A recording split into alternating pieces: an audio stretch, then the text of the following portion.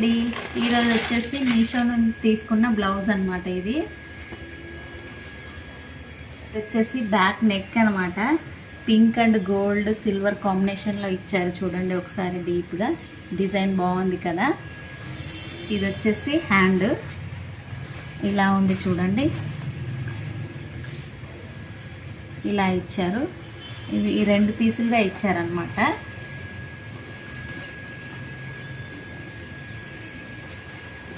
ఇది వచ్చేసి front neck అనమాట.